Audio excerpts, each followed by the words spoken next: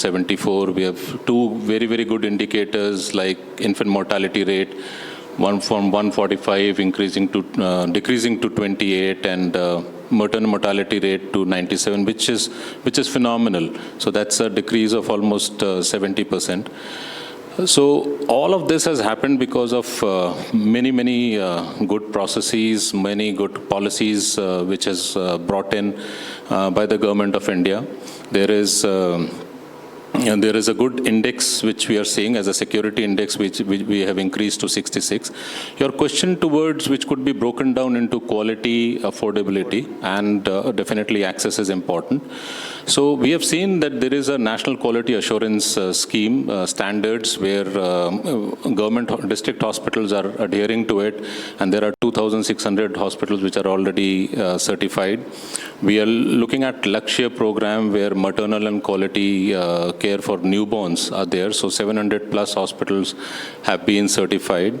We are looking at Kaya Kalp, which has been released from Government of India, which looks at hygiene and infection prevention, and there are 2 lakh plus hospitals which are already accredited. There is a national accreditation board for hospitals where almost 1,500 plus institutions are there.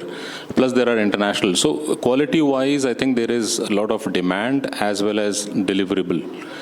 To your question regarding affordability, if you just, I think almost we were on an out-of-pocket expenditure for 80%, which is decreasing to almost 50 to 52%, and the aim is to get to 42%, where the global average is 18.2. I do understand that there is a question regarding affordability because the healthcare cost is rising. There was a decent study which was done by FICCI where they have seen 2 government hospitals and rest of the private hospital, and the costing was compared. And to our surprise, we think that those are free beds and free hospitals, and you and I are paying for it. And it was close to 18,000 rupees per bed per day maintenance in a government setup, which we think it is free.